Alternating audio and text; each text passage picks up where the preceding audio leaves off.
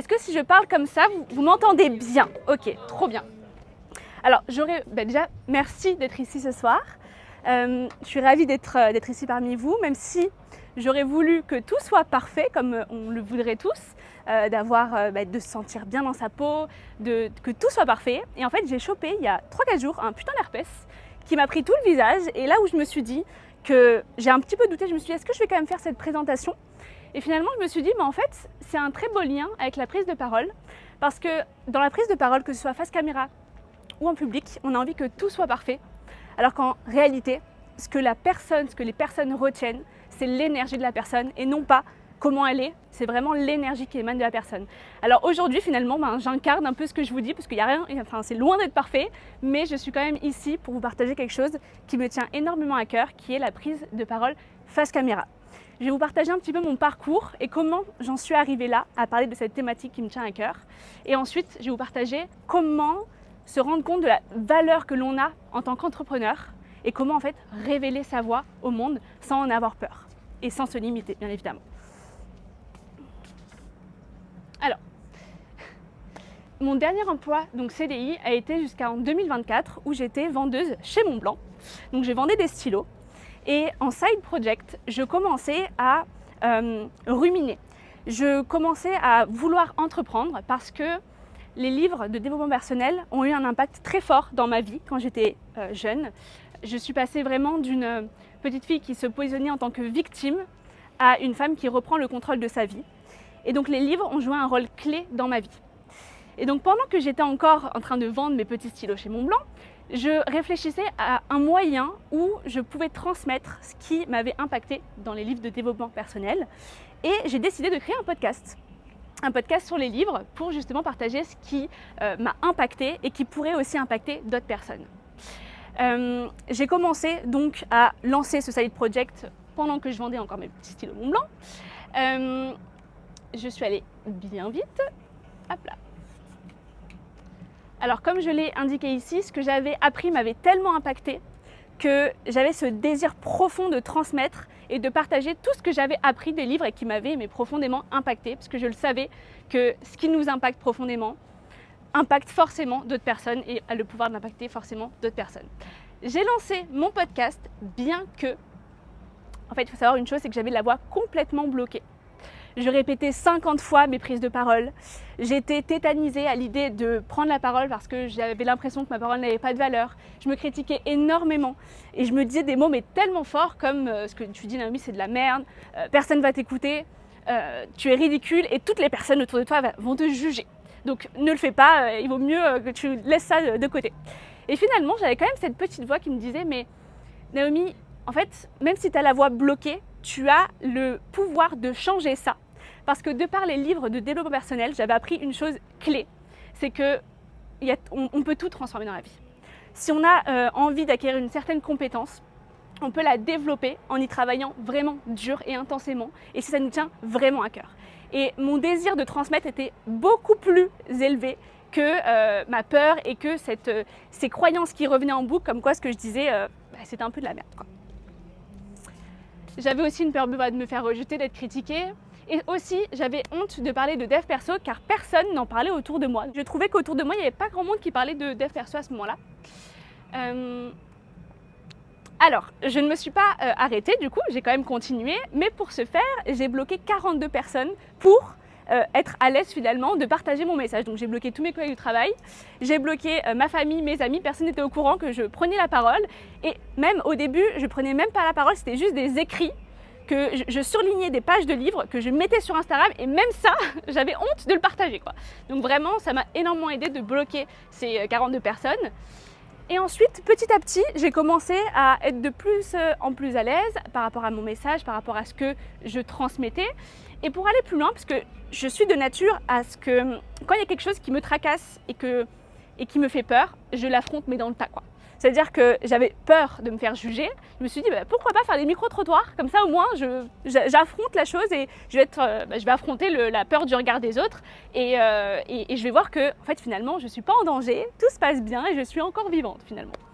Et ensuite, quand j'en ai parlé autour de moi, je me suis rendu compte que finalement, les personnes étaient super intéressées par ce que je faisais. Ils disaient, mais c'est super que tu aies eu cette idée-là, t'es courageuse, parce que moi, j'aurais jamais fait ça. Et en fait, à un moment donné, j'ai pris mon courage à deux mains et j'ai débloqué toutes les personnes que j'avais bloquées. Et ensuite, finalement, de fil en aiguille, je quitte donc mon CDI en 2024. Ça faisait peut-être 6 mois que j'avais ce side project de podcast. Je quitte mon CDI parce que je me rends compte, grâce à un livre d'ailleurs, que en fait, nous sommes des êtres de création et nous sommes faits pour créer et créer des choses qui nous stimulent pour nous sentir vivants et en vitalité. Et à ce moment-là, je me suis dit, en fait, vendeuse de stylos, ça ne me correspond pas du tout et j'ai envie d'être en vitalité dans ma vie. Et c'est pour cette raison que j'ai tout quitté. Et je me suis dit, bah voilà, je vais partir en Asie pour développer mon podcast et continuer d'interviewer des personnes à propos de livres qui changent des vies. Là, j'ai oublié quelque chose dans le PowerPoint, c'est que j'ai commencé par partager des vidéos en face cam où je parle d'un livre, mais je me sentais tellement pas à l'aise face à ça, parce que je me disais que c'était nul ce que je disais, que j'ai eu l'idée d'interviewer des personnes qui prenaient la parole à ma place finalement, pour partager le livre qui avait changé leur vie. Et j'ai commencé petit à petit à me sentir de plus en plus à l'aise, de leur poser les bonnes questions, même si au début je coupais toutes mes prises de parole au montage, il n'y avait que la personne qui parlait à un moment donné, mais de fil en aiguille, je me suis dit en fait ça c'est bien ce que tu as dit, etc. Et donc au bout d'un moment, je me suis sentie plus à l'aise. Les opportunités créées de mon podcast, ça a été de faire des rencontres mais incroyables. Alors j'ai marqué que j'étais plus dans le bénévolat parce que quand j'ai commencé à entreprendre, je me suis dit je vais créer quelque chose et l'argent va découler après. J'étais dans ce mindset-là, je me suis dit c'est sûr que ça va payer, etc. Donc pendant 1 an, j'ai développé le podcast, sachant que je ne l'ai pas du tout monétisé, mais j'étais dans mon élément, j'aimais bien ce que je faisais. Ouh, peut-être que vous ne voyez pas trop. J'aimais bien ce que je faisais et ça me permettait justement d'élargir mon entourage, de rencontrer de nouvelles personnes. J'ai réussi aussi à débloquer ma voix et ça c'est en fait, par la suite que je m'en suis rendu compte, je me suis dit, ce podcast-là, je ne l'ai pas créé pour rien. Il m'a aidé à débloquer ma voix et à réussir à transmettre ce qui avait réellement du sens pour moi. Et ensuite, j'ai aidé et inspiré des personnes grâce à mes épisodes de podcast, of course. J'ai contribué à créer un début de mouvement. Et en fait, ici, en tant qu'entrepreneur, on le sait tous, on a l'impression qu'un début de mouvement, donc c'est un impact, ça commence à se créer quand on a des millions et des milliers de followers et des personnes qui nous suivent. Alors que pour ma part, je n'avais pas un compte qui était très développé, mais c'était quand même un début de mouvement. On ne peut pas commencer à créer un mouvement hyper rapidement comme ça. Déjà, d'impacter 2, 3, 4 personnes, c'était déjà quelque chose qui me tenait énormément à cœur et je me suis dit, ah ouais, en fait, ma parole a de la valeur. Je peux quand même impacter des gens grâce à ma prise de parole. Et ensuite, les personnes se sentaient bien et à l'aise de se livrer dans des interviews. Je me suis rendu compte que les personnes à qui je donnais la parole se sentaient très valorisées et m'ont souvent dit « mais c'est la première fois que je prends la parole et j'aime bien, ça me plaît ». Et je sais que grâce à ça, ça leur a permis aussi de découvrir que ils ont des choses aussi intéressantes à partager. Et surtout, ils se souviennent de moi. Ce qui est important dans l'entrepreneuriat, mais ça vous le savez tous, qu'on se souvienne de vous, c'est très important, que ce soit le réseau, le bouche à oreille. C'est important que les personnes ont une belle image de vous et ont passé un bon moment. Ensuite, la transition vers l'accompagnement. Alors, ça ne s'est pas fait tout de suite, mais à un moment donné, j'ai compris que le podcast me limitait énormément et je n'avais pas forcément envie de vivre de mon podcast de la manière traditionnelle, c'est-à-dire avec des sponsors, etc. J'avais vraiment envie d'aider à plus grande échelle. Et à ce moment-là, m'est venue l'idée d'accompagner des personnes, mais je ne savais pas trop comment les aider. J'avais envie de les aider plus en profondeur, mais je ne savais pas encore comment faire. Et à un moment donné, éclair de génie, comme je l'ai noté, je me suis dit, mais attends, mais Naomi, tu as tellement galéré à débloquer ta voix que, en fait, la meilleure personne pour aider les personnes aussi à révéler leur voix et leur pleine puissance, c'est toi. Et c'est à ce moment-là où je me suis dit, j'ai quelque chose de très puissant à faire transmettre parce que j'ai vécu toutes les étapes par lesquelles justement la peur, le freeze de prendre la parole, etc. Donc je sais par où on passe et donc c'est pour cette raison que je me suis spécialisée dans la prise de parole, tout simplement face caméra. Je sais très bien que je ne suis pas la seule à vivre ça parce que bien souvent on se dit ça n'arrive qu'à nous alors qu'on est dans le même bateau. Si ça nous arrive à nous, c'est que forcément il y a des personnes qui sont exactement dans la même position que nous, voire pire. Ensuite, je marque beaucoup d'entrepreneurs parce que pour les avoir côtoyés de près, je sais à quel point vous, en tant qu'entrepreneur, vous avez une mine d'or à partager. Vous avez des choses très puissantes à partager et je trouve qu'on ne ressent pas assez ce que vous avez à partager à travers vos réseaux sociaux ou ce que vous véhiculez finalement. Et c'est pour cette raison que, en discutant avec les entrepreneurs, je me suis dit mais j'adore tout ce qu'ils ont à partager, c'est incroyable. Pourquoi ils attendent une interview pour partager ce qu'ils ont à partager? Ils peuvent le faire d'eux-mêmes quand même. Et c'est pour cette raison aussi que je me suis spécialisée aussi par rapport aux entrepreneurs, aux entrepreneuses particulièrement. Et aujourd'hui, je suis là pour vous donner les bonnes raisons d'oser révéler votre voix en ligne. Et non pas uniquement vous dire comment prendre la parole, mais plutôt d'oser révéler ce que vous avez réellement à l'intérieur de vous. Alors, ceci, ça va être des photos de personnes que j'ai interviewées, donc il va y avoir des personnes présentes ici aussi qui vont se reconnaître. Alors en tant qu'entrepreneur, comme je vous l'ai déjà partagé, vous avez de l'or à partager. Vous avez un putain de mindset de fer, vous avez changé les choses et vous êtes sorti de votre zone de confort alors que c'est vraiment pas évident. Il y en a qui sont encore coincés dans leur zone de confort alors que leur vie ne leur correspond pas, mais ils restent quand même coincés. Alors que nous, même si on a tendance à l'oublier, on est quand même sorti beaucoup de notre zone de confort et on a énormément de choses à partager. Et surtout, on se dit souvent, parce qu'on oublie, mais c'est pas assez intéressant ce que je partage. Est-ce que dans la salle, parce que j'aimerais vous poser cette question, il y a déjà des personnes qui se sont dit mais c'est pas assez intéressant ce que j'ai à partager, j'ai encore envie d'avoir plus de connaissances avant de partager ce que j'ai à partager. Est-ce que ça vous parle? Soyez honnête. Ok, très bien. Je vais vous déconstruire tout ça. Parce que vous avez de l'or à partager, vraiment. L'importance de porter sa voix en tant qu'entrepreneur. Connecter avec des personnes qui partagent les mêmes valeurs, qui se reconnaissent dans leur vision. Dans votre vision, pardon. On a tendance à se dire, on partage dès lors qu'on a terminé notre chemin, quand on a tout vu, tout vécu, et après, les personnes, on va pouvoir les aider. Alors que moi, je vous invite à faire finalement l'effet inverse et d'emmener les gens avec vous, d'emmener les gens dans votre évolution. Parce que si vous attendez, plus l'écart se fait entre les personnes que vous avez envie d'aider et la personne que vous allez devenir. Et donc, vous allez en fait avoir tendance à oublier par où vous êtes passé. Et le fait, quand je vous partage l'importance de porter votre voix en tant qu'entrepreneuse, c'est ça, c'est vraiment d'emmener les gens avec vous, à se transformer avec vous, parce que, en fait, encore une fois, vous avez des choses incroyables à partager. Ensuite, dans la prise de parole, notamment sur le face caméra, bon, même en public, mais je suis vraiment spécialisée dans le face caméra, vous allez attirer des clients alignés. Ça va faire un tri instantané. Parce que, on le sait très bien, on a déjà eu des clients qui n'étaient pas forcément alignés avec nous, alignés avec nos valeurs, parce qu'on avait une mauvaise communication, ou du moins, on a du mal à partager vraiment ce qui est important pour nous.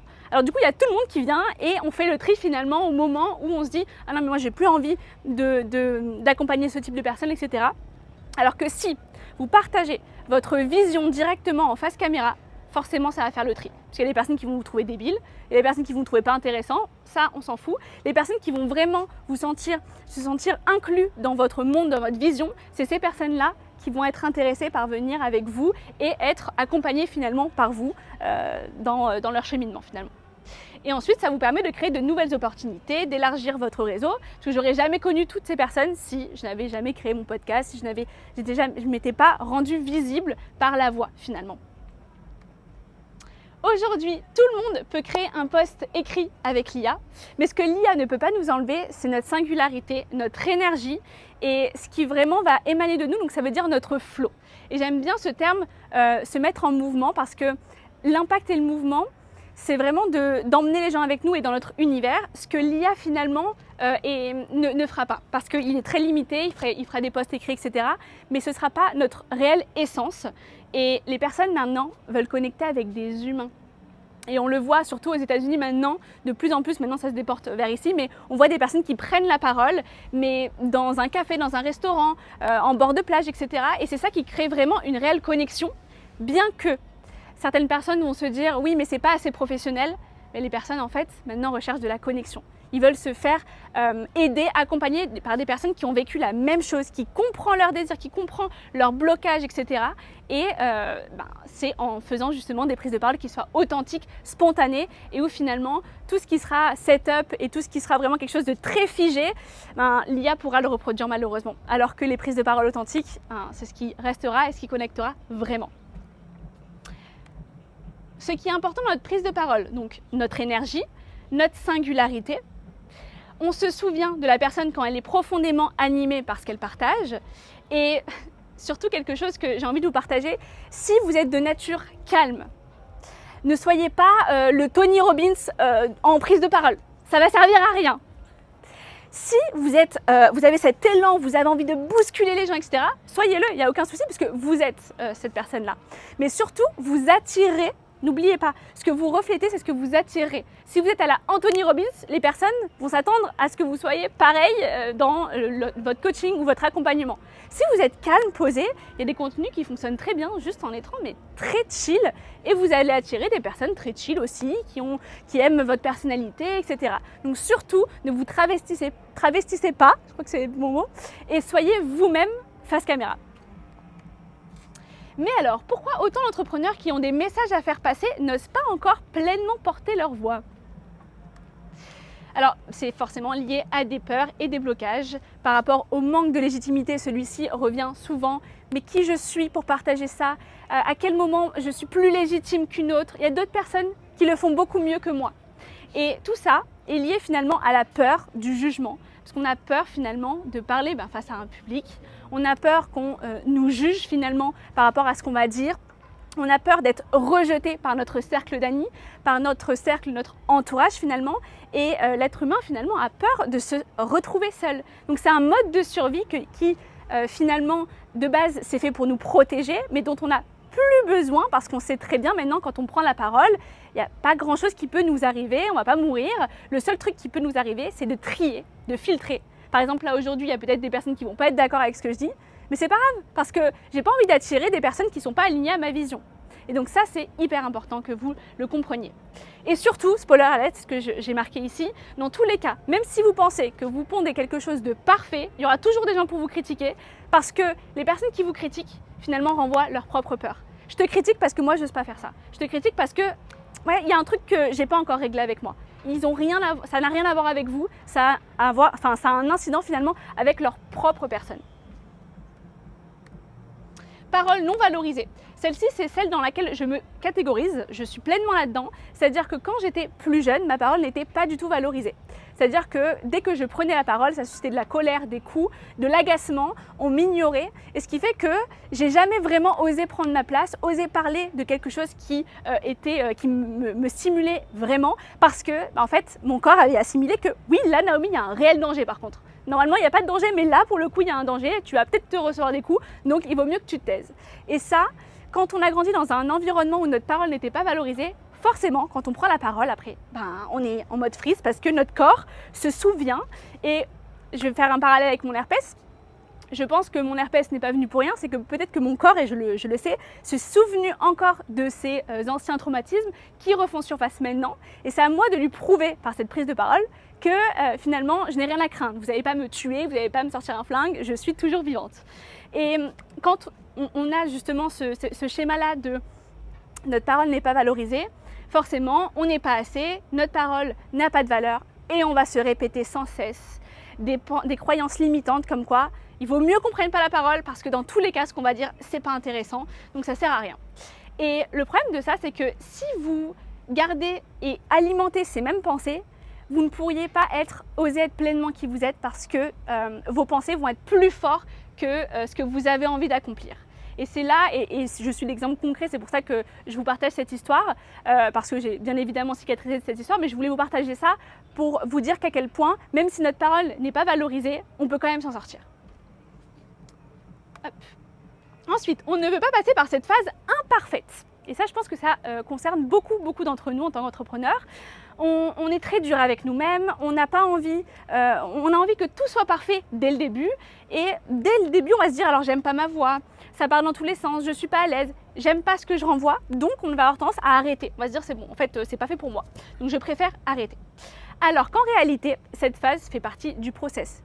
Même si vous avez grandi dans un environnement où votre parole a été valorisée, on a quand même des croyances qui restent, est-ce qu'on est sûr de le faire, etc. Et ce qui fait que on passe pas forcément le cap, alors que, je vous le dis vraiment, ça fait partie du process.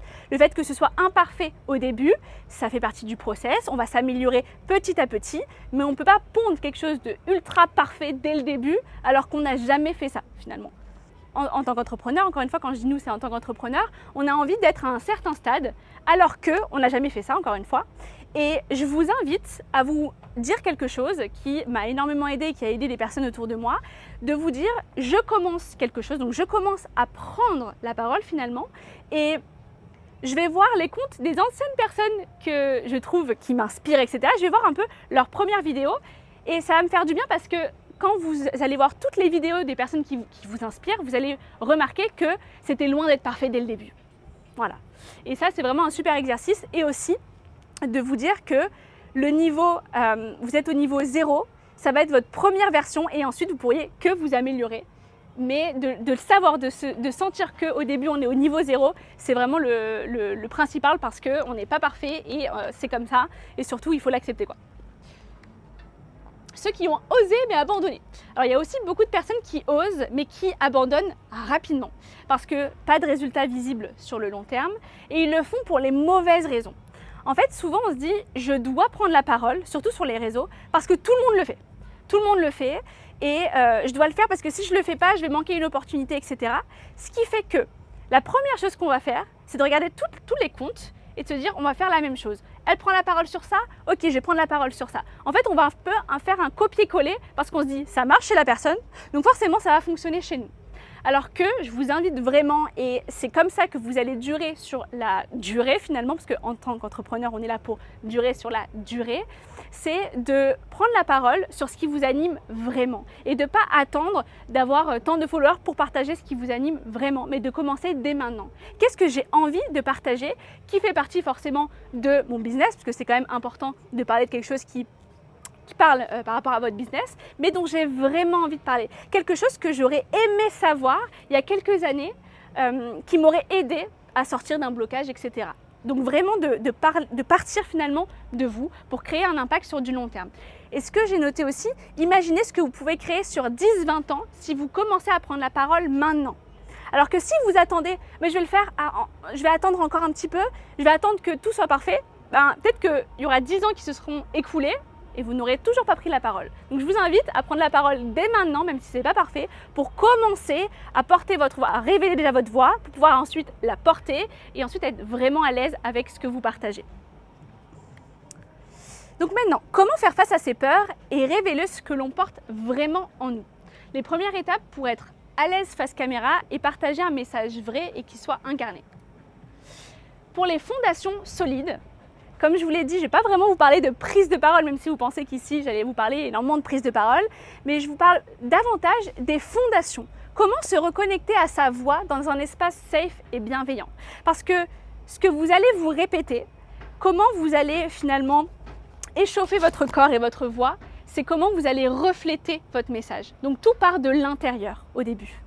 Ensuite, je vais vous parler du mindset, donc de ce chiffre de pensée, et d'avoir une vision claire de l'impact que l'on veut créer et des messages qu'on veut faire passer. Ensuite, sans passage à l'action, il ne peut rien se passer, donc il y a toujours un module passage à l'action. Déjà, je vous invite, alors pas maintenant parce que ça va prendre du temps, mais je vous invite en rentrant chez vous, si vous souhaitez justement faire cet exercice et reprendre ce que je vous ai partagé aujourd'hui, de réaliser une vidéo de 3 à 5 minutes de vous, face caméra, et de parler d'une anecdote que vous maîtrisez, donc quelque chose que vous connaissez très bien. Et pendant 5 minutes, vous parlez de cette chose-là. Ensuite, vous allez vous regarder. Et surtout, vous allez noter les choses que vous aimez et les choses que vous aimez moins. Comme si vous aviez une copine avec vous, comme si vous parliez à une copine. Parce que si vous parlez à vous-même, la pire chose à faire finalement, c'est de se critiquer mais énormément. On va se dire mais j'aime pas ce que j'envoie, j'aime pas ma voix, je trouve que ça c'est pas beau, etc. Est-ce que vous parliez de la même manière si vous parliez à une amie? Je pense pas. Je pense qu'avec une amie, on est quand même plus douce. Avec un ami ou une amie, on va pas dire frérot, ta parole c'est de la merde. On va dire bah, écoute, là, j'ai pas trop compris, tu pourrais améliorer un petit peu ça. Et en fait, de vous parler comme à votre meilleur ami et non pas à vous parce qu'on est parfois nos pires ennemis, ça va vraiment vous permettre d'être dans cet espace de bienveillance et de comprendre là où ça bloque et comment je peux améliorer ma prise de parole. C'est-à-dire que si je ne sais pas où ça bloque et ce que j'ai à améliorer, je ne pourrai jamais savoir ce que j'ai envie, où j'ai envie d'aller finalement. Donc c'est hyper important de vous regarder avec bienveillance. Ensuite, prenez la chose. Une chose à la fois, pas 5, pas 10, une chose à la fois que vous aimeriez améliorer et dans vos prochaines prises de parole, vous pourrez vous dire, ben voilà, la prochaine fois, je me focus sur cette chose en particulier, ma voix, je vais prendre plus mon temps par exemple pour partager mon message et ainsi de suite. Vous allez vous améliorer en fait petit à petit de cette manière, une chose à la fois. Ensuite, pour le shift de pensée, j'aime bien dire, au lieu de vous dire qui je suis pour partager ça, et il y en a beaucoup qui se disent ça, je vous invite à vous dire, mais qui suis-je pour ne pas partager ça? Pour ne pas guider, pour ne pas inspirer, pour ne pas aider des personnes qui sont bloquées dans une situation et qui vont peut-être rester à vie dans cette situation alors que vous avez réussi à la débloquer. Et quand vous vous posez cette question, vous vous mettez beaucoup plus dans une bulle de contribution et non plus de jugement. Vous ne pensez plus à votre petite personne, mais vous pensez au contraire aux personnes que vous allez aider et dans ce sentiment finalement de contribution. N'oubliez pas que la qualité de vos pensées régit la qualité de vos actions. Si vous alimentez des pensées comme quoi ce que vous dites c'est nul, forcément au moment où vous allez allumer la caméra, vous n'allez pas être en confiance parce que déjà vous vous jugez. Avant que les autres ne vous jugent, vous vous jugez déjà. Donc c'est important et c'est pour cette raison que je vais vous parler des croyances et des pensées limitantes que l'on se répète parce que c'est les bonnes fondations à voir avant de prendre la parole face caméra. Pour changer vos pensées avec des pensées qui sont constructives, j'aime dire constructives et non pas des pensées positives. Parce que quand on se répète des pensées qui sont positives, souvent on n'y croit pas trop. Si on se dit que notre parole elle est hyper impactante, etc. alors qu'on débute, il y aura un petit gap. Alors que si on se parle d'une manière donc bienveillante et qu'on sait ce qu'il y a à améliorer, forcément, c'est comme de cette manière que vous pourriez vous améliorer. Donc, dès que vous avez une pensée qui vous traverse l'esprit, imaginons une pensée, je vais faire justement l'exercice juste ici, une croyance limitante. Quand je m'exprime, on ne comprend pas, c'est pas clair et ça part dans tous les sens. Je vous invite à prendre le fait qui est neutre, comme si c'est votre meilleur ami qui vous parle. Qu'est-ce que tu as déjà fait? Donc j'ai déjà enregistré des vidéos où je m'exprime moi-même, et moi-même je trouve que ce n'est pas très clair. Je cherche constamment mes mots, c'est l'effet neutre. D'où vient cette pensée? Quand j'étais plus jeune, mes parents ne comprenaient pas vraiment quand je parlais et ils finissaient par m'ignorer. Alors je suis toujours stressée quand je prends la parole maintenant. Ensuite, comment cette pensée m'affecte? Je me juge énormément, ce qui m'empêche de passer à l'action et d'aider les personnes à travers mon contenu. Maintenant, la pensée constructive et non pas la pensée qui est juste positive, j'ai conscience que j'ai du mal à m'exprimer. Je vais parler plus lentement, structurer davantage mes pensées et je vais m'entraîner pour que ma parole soit plus claire et fluide. Parce que je suis convaincue qu'avec l'entraînement et la régularité, je vais pouvoir réussir à m'améliorer. C'est pas possible autrement. Avec ces pensées constructives, justement, vous avez comme un plan d'action qui est concret finalement. Ensuite, qui aujourd'hui prend la parole en ligne? Est-ce qu'il y a des personnes qui prennent la parole en ligne? Vous êtes que OK? Est-ce que vous savez pourquoi vous le faites? Tu sais pourquoi tu le fais? Ouais. Ok. Est-ce que tu t'es déjà posé en disant j'ai envie de partager ce message pour cette raison et pour impacter telle personne? Si je me suis déjà posé la question. Ouais. Oui. D'accord, mais c'est très bien pour le coup. Parce que quand on prend la parole, si on n'a pas de vision claire, c'est un peu comme le business. Si on n'a pas de vision claire et on ne sait pas où aller, ben on va prendre un petit peu, allez moi je prends ce contenu-là qui m'intéresse chez mon concurrent, je vais remixer, etc. Alors que quand on prend vraiment pourquoi on le fait et qui on a envie d'impacter, ben c'est vraiment des idées qui viennent vraiment de nous pour le coup. Et plus des personnes, des concurrents, etc. Alors aujourd'hui, je vous invite, j'aimerais que vous jouiez tous le jeu. Que vous vous leviez. Voilà. Les deux pieds ancrés au sol. Voilà. Et je vais vous inviter, ceci ça va être un rituel d'ancrage et je vais vous aider de par ce rituel d'ancrage à vous reconnecter à votre vision en tant qu'entrepreneur parce que vous avez toute une vision, même ceux qui font des choses techniques, etc. On a tous une vision et je vais vous permettre de vous reconnecter avec votre essence et sur le fait que vous avez en fait finalement beaucoup de valeur à apporter. Donc je vous invite à fermer les yeux et à prendre une profonde inspiration avec votre main sur le cœur et une profonde expiration.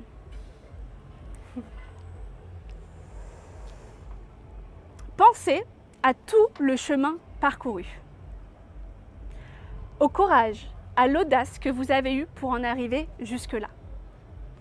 Pensez aux personnes qui rêveraient d'être à votre place mais qui n'osent pas. Pensez à tout ce que vous avez appris au fil de votre parcours, à toutes ces expériences, ces réflexions, ces connaissances qui vous semblent peut-être évidentes aujourd'hui, mais qui pourraient aider quelqu'un à avancer plus vite, à débloquer une situation ou à voir les choses autrement.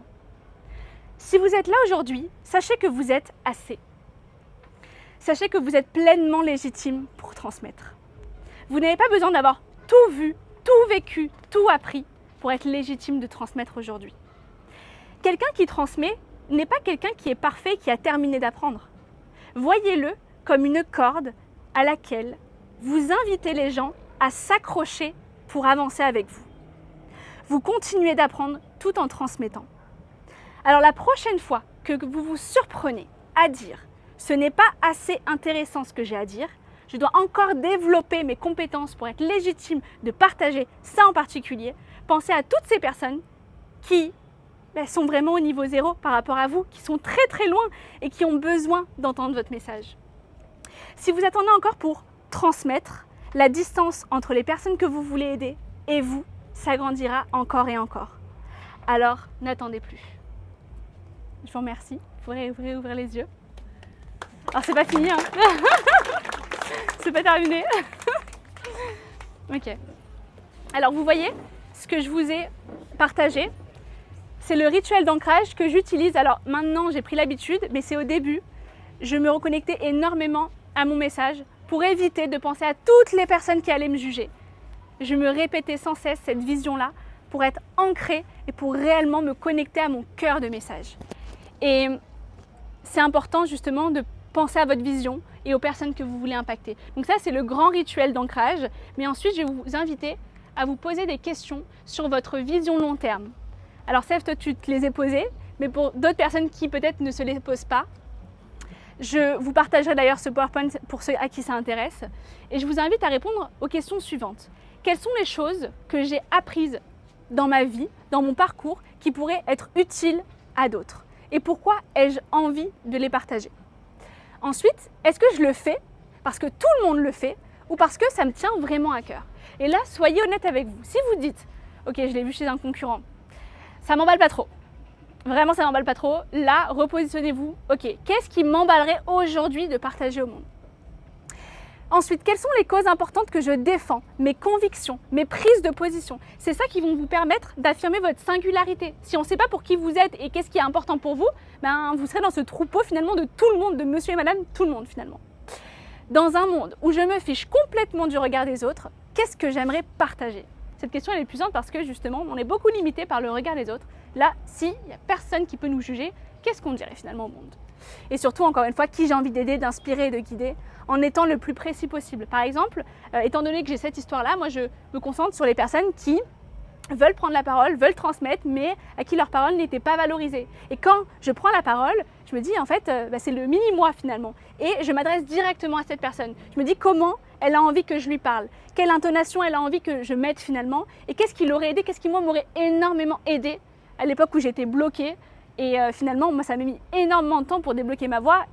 Et là, finalement, on peut le faire beaucoup plus rapidement. En tout cas, moi, j'ai le pouvoir, finalement, d'aider ces personnes beaucoup plus rapidement. Donc, comment je lui parlerai directement, finalement? Donc, pourquoi, pour qui? Ça va être aussi lors de votre script, parce qu'on fait aussi des scripts. Et je vous invite à faire des scripts pour ne pas partir dans tous les sens. Des scripts ou des bullet points, sans que ce soit un énorme pavé, mais au moins savoir, OK, j'ai envie de partager 3 idées qui sont importantes.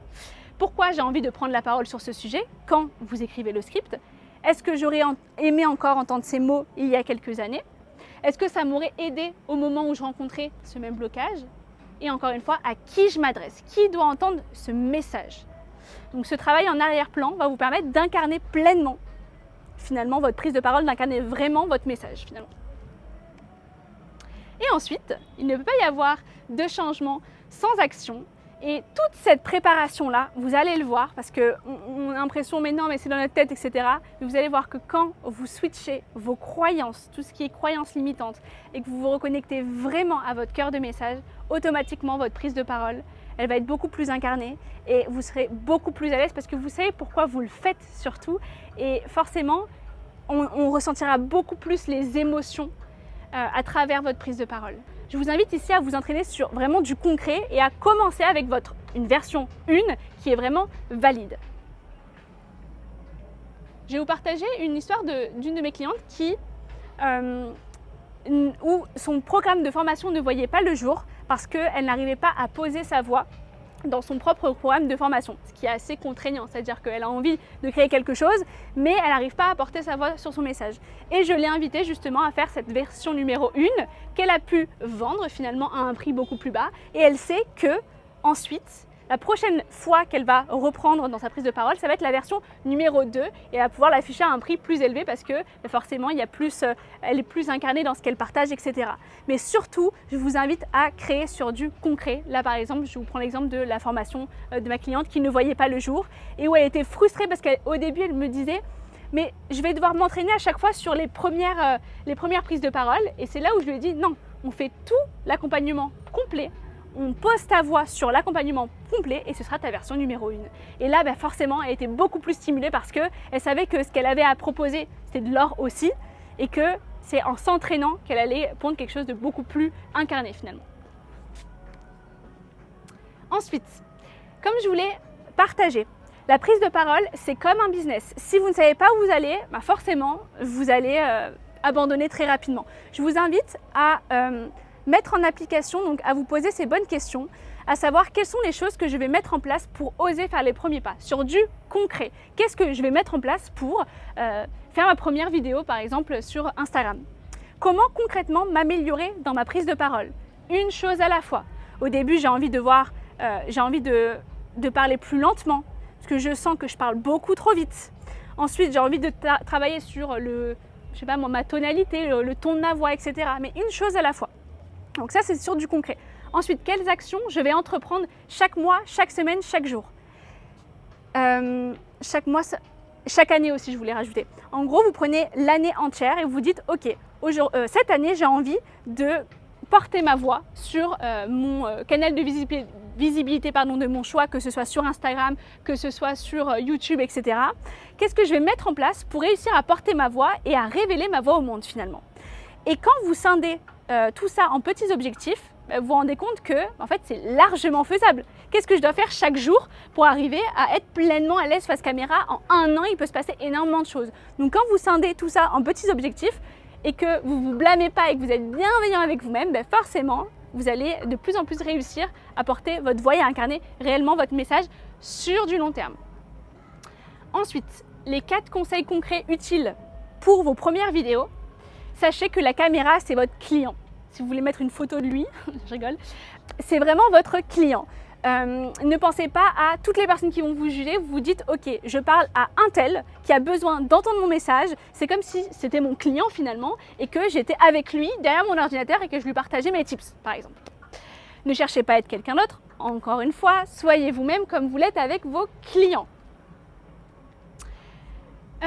Vous n'avez pas besoin d'être dans un studio de podcast pour faire des facecam, ça aussi je voulais partager. Le setup importe peu et en fait votre téléphone maintenant a une très bonne très quali, et vous pouvez faire des vidéos très quali avec peu de setup et pas avec un matériel très quali, je me suis emmêlé les pinceaux, avec un matériel basique, à savoir le téléphone. Ensuite, réaliser des bullet points pour avoir plus de clarté sur votre message et ne pas partir dans tous les sens. Donc par exemple pour un réel, je vous conseille de faire 3 bullet points parce qu'en général, c'est ce qu'on retient. S'il y a trop d'infos, on ne retient pas grand chose, alors que si vous mettez 3 choses absolument à mettre en avant, ok, la personne elle va réellement repartir avec quelque chose. Si vous voulez en faire plus, vous ferez plus de vidéos finalement. Marquez des temps de pause avant et après une info importante pour que la personne puisse la retenir. Ça aussi. Bien souvent, quand on fait un réel, on se dit il faut vite captiver l'attention. Les personnes, ça va vite, etc. Oui, mais si tu n'es pas incarné et si tu ne parles pas comme ça de manière normale, en fait, ça ne va pas captiver la personne, enfin l'audience, parce que tu n'es pas toi-même. Tu peux réussir à captiver l'attention en parlant, en prenant ton temps finalement et en marquant des temps de pause pour que la personne processe vraiment ce que tu as à dire et ensuite partager ton message de la manière dont tu le souhaites. Mais non pas en allant extrêmement vite parce que la personne ne va rien retenir finalement. Et le fait de marquer des temps de pause avant et après, ça permet à la personne de processer l'information. Et aussi, ne cherchez pas à tout prix à faire une vidéo de moins d'1 minute pour vous précipiter, parce que ça aussi, on se dit « Ah là là, j'ai envie de tout dire en 1 minute ». Je vous conseille de faire une vidéo qui soit longue, même si ça dure 10 minutes, c'est pas grave. Et ensuite, de couper certaines parties. Et en fait, vous verrez que dans une vidéo longue, vous avez tendance à avoir plus ce flow qui vient. Et moi, ça m'arrive avec mes vidéos YouTube, quand je les coupe, je me dis « Oh là, je parle pas du tout de cette manière-là quand je fais des vidéos en face cam ». Alors qu'en vidéo YouTube, je le fais spontanément, parce que il me faut du temps et il vous faut du temps pour être dans ce flow. Et quand on fait une vidéo longue, on s'échauffe, etc. Et là, il y a plein de choses qui pop-up finalement. Et c'est ces petites choses-là que vous pouvez capturer et après mettre sous un format réel. Donc ça, c'est un petit conseil si vous voulez tout dire tout d'un coup. À retenir, donc porter sa voix en ligne, c'est occuper pleinement sa place en tant qu'entrepreneur. Si vous ne portez pas votre voix en ligne, malheureusement, vous ne pourrez pas avoir l'impact que vous voulez et créer un réel mouvement parce que on est ici parce que, et vous êtes ici parce que vous voulez créer du mouvement. Vous voulez que les personnes changent, vous voulez que les personnes osent aussi prendre le contrôle de leur vie finalement. Donc porter sa voix, c'est créer un mouvement, un impact. Et surtout, votre voix est votre outil numéro 1 pour vous démarquer, attirer des opportunités, des clients alignés pour faire passer des messages impactants. Mais encore faut-il accepter d'être au niveau 0. Encore faut-il comprendre que cet impact se crée sur le long terme et non pas en instantané. Mais je pense qu'après cette prise de parole, vous le savez, je pense. Voilà. Et voici. Merci pour votre écoute.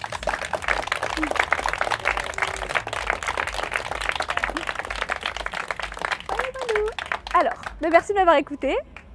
J'ai adoré faire cette présentation. C'était la première fois que je fais une présentation comme ça. Et alors ça n'a rien à voir avec le face caméra parce que y a des gens autour de moi alors que le face cam, il n'y a personne et on l'imagine.